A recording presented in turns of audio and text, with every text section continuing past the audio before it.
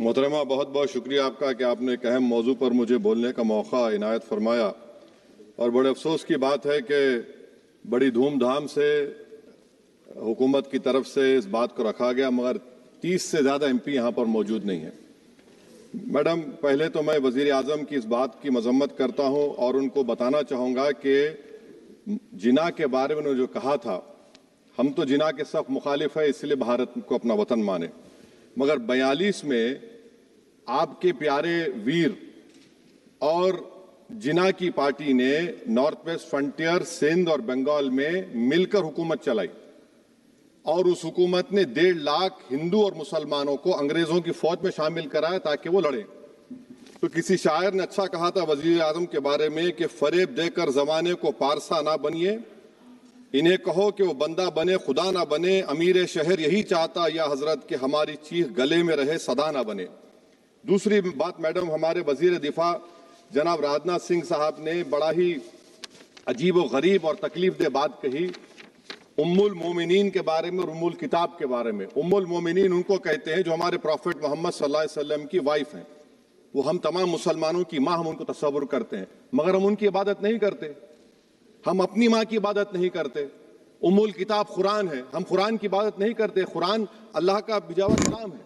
तो उसके बारे में भी शायर ने अच्छा कहा कि खबर नहीं जिन्हें अपने दीन व मजहब की, हमें वो दीन का मतलब सिखाने निकले हैं।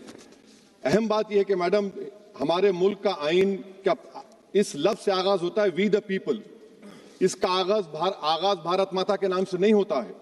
हमारे संविधान का जो प्रियम्बल है वो क्या कहता है? Liberty of thought, expression, belief, faith and worship.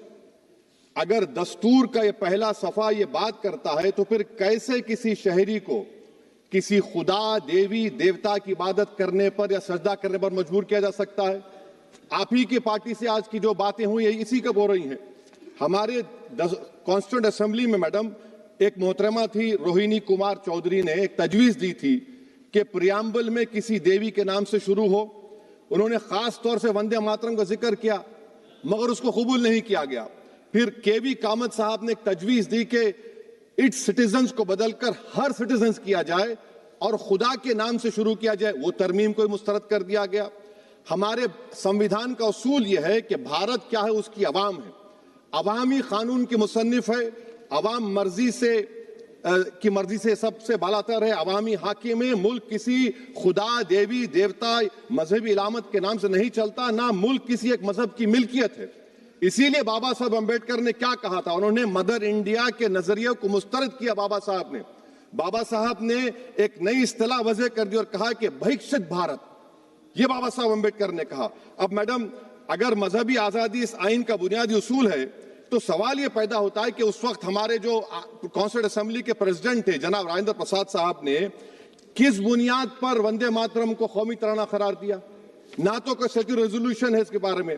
Madam, मैं आपको बताना चाहूंगा कि जुडिशरी क्या कहती है। बीजू इमैनुअल केस है 1986 का, जिसमें जिहोवा विटनेस ने कहा कि मैं नेशनल एंथम के वक्त खड़े रहूंगी, पढ़ूंगी नहीं। सुप्रीम कोर्ट ने कहा कि उसने कोई गुनाह नहीं किया। वहीं एक 2017 का केस है अश्विनी उपाध्याय का केस सुप्रीम कोर्ट का, उन्हें कहा गाइडलाइंस दिए जाएं वंदे मातरम पर, सुप्रीम कोर्ट ने नहीं कह दिया। फिर आप आ जाइए madam, prevention of insult act national 1971, इसमें नेशनल सॉन्ग नहीं है, सिर्फ नेशनल एम्बलम और आपका नेशनल एंथम है। फिर आप आ जाइए 40th अमेंडमेंट आर्टिकल 51 है, 76 में पास हुआ, उसमें भी इसका कोई जिक्र नहीं है। मैडम, मैं आपके सामने बताना चाहूंगा कि हमारा भारत एक इसका मजमुआ क्या है। इसमें हिंदू है, मुसलमान है, सिख है, ईसाई है, जैन है, एथिस्ट है, मेहनतकश है, किसान, गरीब, मजलूम और दलित है। मगर अगर जो तकारीर आज हमने यहाँ पर सुनी और बाहर जो सुनते हैं, अगर भारत को देवी कहने और उसके आगे सजदा करने, तो दरअसल कौम परस्ती को, वतन से मोहब्बत को मजहब में तब्दील कर रहे, और फिर यहाँ पर बोल रहे कि अगर भारत में रहना है तो वंदे मातरम गाना पड़ेगा। भाई, ये तो संविधान के खिलाफ है, सुप्रीम कोर्ट के जजमेंट के खिलाफ है। अगर वंदे मातरम मैडम कौमियत का मियार है तो फिर सवाल ये है कि हसरत मोहानी की कौमियत क्या थी जिसने इनकलाब जिंदाबाद का नारा दिया? अगर यूसुफ मेहरली ने quit India, Simon go back का नारा दिया तो उसकी कौमियत क्या थी? अगर हैदराबाद से मौलवी अलाउद्दीन जो मक्का मस्जिद का पहला मुजरिम है काला पानी में, और तूबेबाज खान जो मारकर लाश को लटका दिया गया था हैदराबाद में 8 दिन तक, उसकी कौमियत क्या थी?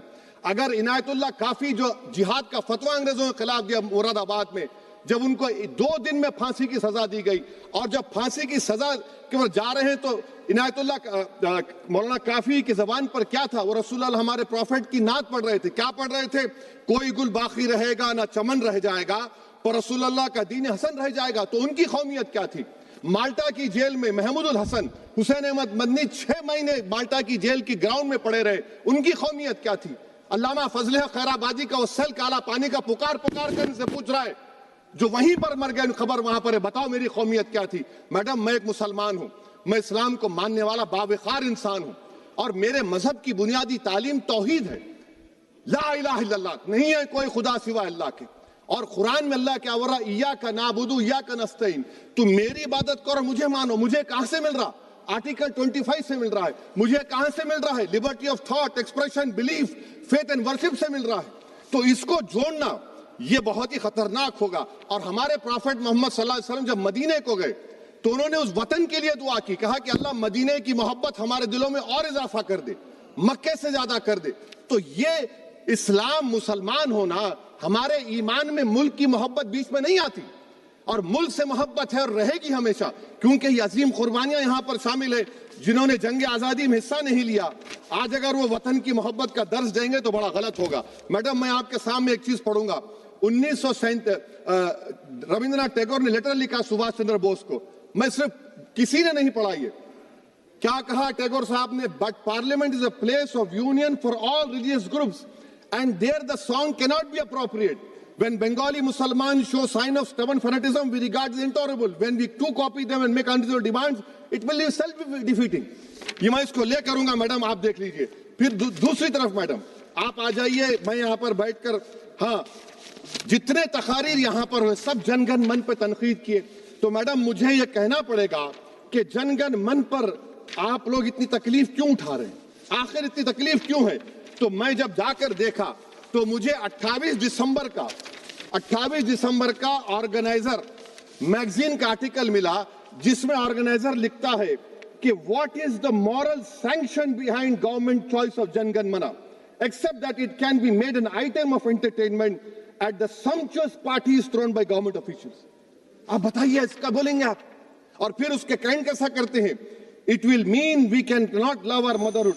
Madam please, it will mean that Vande Mataram is buried alive with the word Jangan Mana on the tombstone, for the tomb will also be of Jangan Mana of the will of the people. इस पर आप क्या बोलेंगे? Madam, मैं आपको ये बताना चाह रहा हूं कि वतन की मोहब्बत हमारे लिए बहुत अहम है, मगर ये बताइए हमको कि अभी मैडम यहाँ पर आनंद मठ के बारे में बहुत कुछ कहा गया। मैं सिर्फ 2 मिसालें आपको देता हूं। आनंद मठ के पेज नंबर 70 और 80 को पढ़ लीजिए। इसके बाद सनातन जहां मुसलमानों के घर पाते थे, इन्हें आग लगा देते थे। आप पेज नंबर 98 पढ़िए, हमें सिर्फ मुसलमानों को जड़ से खत्म करना है, क्योंकि खुदा के दुश्मन बन चुके हैं। फिर आप पेज नंबर 115-16 दीजिए, फिर मुख्तलिफ इलाकों में मुसलमानों को सदा देने के लिए भेजे जाते, जहां मुसलमान आबादी नजर आती जला दिया जाता। फिर आप देख लीजिए मैडम, सफे नंबर 120 पेज 120, बंकिम लिखते हैं कि सनातियों को मालूम नहीं था कि अंग्रेज हिंदुस्तान को निजात दिलाने वाले हैं। ये आप क्यों कर रहे हैं? अब आप मैडम, मैं आपको पेपर्स दे कर दूंगा। मैडम, भारत में हमारी आजादी इसलिए आई और बरकरार रही कि हमने मुल्क और मजहब को एक चीज नहीं बनाया। हमने ऐलान किया कि हमारी मुल्क मुख्तलिफ तबकात मज़ाहिब पर मुश्तमिल है, हमारे मुश्तरका तकदीर हमारी कौमियत का सरचश्मा है, यह खास जबान सखावत मजहब नहीं है। अगर वंदे मातरम का मतन कौम और मजहब को एक बना देता है, अगर हम इसे टेस्ट बनाते हैं वफादारी का, तो फिर मान लीजिए कि यह गांधी, अंबेडकर, टैगोर, बोस और लाखों आजादी के सिपाहियों की सोच को छोड़कर गोडसे की सोच की हिंदू कौमी परस्ताना, मैडम खत्म कर रहा हूं, कौमी हिंदू कौम परस्ताना को अख्तियार करेंगे। मुझे वतन से बेइंतहा मोहब्बत है मैडम, और इंशाल्लाह हमेशा रहेगी, मगर बावजूद इसके कि मेरी मस्जिद, मेरी इबादत गाह, मेरे कपड़े, मेरे कारोबार पर हमले होते, मगर मैं फिर भी कहता हूं कि वतन मेरा, हर वतन को हम छोड़कर नहीं जाएंगे। मगर हुब्बुल वतनी का क्या मुतालबा है? हुब्बुल वतनी ये कहता है कि वतन से मोहब्बत है तो जुल्म को खत्म करो, गरीबी को खत्म करो, बेरोजगारी को खत्म करो, जबर का खात्मा करो, अमन का गहवारा बनाओ, पाकिस्तान की दहशतगर्दी को खत्म करो, एक्सप्लॉयटेशन को रोको, शरारत को रोको, मुल्क के खिलाफ की जाने वाली साजिश खत्म करो। मैडम, भारत एक चमन है जहां पर हर फूल को खिलना चाहिए और अगर कोई इस फूल का अगर पूरे फूल खिलेंगे तो उसकी खुशबू से ये वतन मौतर होगा, मगर अगर इस चमन का माली ये कहेगा कि एक ही फूल खिलेगा, तो मैं जिम्मेदारी के साथ कह रहा हूं, अगर एक ही फूल खिलेगा तो वो सहरा बन जाएगा और माली माली नहीं रहेगा, वो जल्लाद कहलाएगा। तो इसीलिए मैडम हम उम्मीद करते हैं कि हुकूमत इस पर जोर जबर ना करे। मेरा राइट है, यकीनन मैं जानता हूं कि आजादी के लड़ाई में वंदे मातरम का नारा था, मगर अगर आप इसको जबर करेंगे तो ये संविधान के खिलाफ है। वफादारी का सर्टिफिकेट हमसे मत लीजिए मैडम, खत्म कर रहा हूं, वफादारी का सर्टिफिकेट हमसे मत लीजिए। आपके बुजुर्गों के कोई एक किताब में लिख के क्या लिखा है बता दीजिए, कहां पर क्या लिखा हुआ है। तो मैं मैडम मैं इस शेर पर अपनी बात को खत्म कर रहा हूं मैडम, मैं इस शेर पर अपनी बात को खत्म कर रहा हूं मैडम, मैं अपनी बात को खत्म कर देता हूं मैडम, क्योंकि आप बहुत जल्दी में हैं। कि भारत जिंदाबाद, हिंदू मुसलमान जिंदाबाद, दलित जिंदाबाद, ईसाई जिंदाबाद, आदिवासी जिंदाबाद, जो किसी खुदा को नहीं मानते वो भी जिंदाबाद, और मैडम सब पिछड़ा सब आ गया इसमें। तो हम उम्मीद करते कि इस रूह को आप समझेंगे, अगर आप सिर्फ अपनी आइडियोलॉजी को लेकर चलेंगे। और आखिर में मैडम, जनाब बंकिम चंद्रा साहब के बारे में मैं आपके सामने डॉक्यूमेंट लेकर रहा हूं कि उन्होंने बीए का एग्जाम पास नहीं किया था, 7 मार्क्स से फेल हो गए थे, ये भी रख रहा हूं। तो आप जिसको लिटरेरी जायंट बता रहे ये नहीं है। बहुत बहुत शुक्रिया। धन्यवाद सभापति महोदया।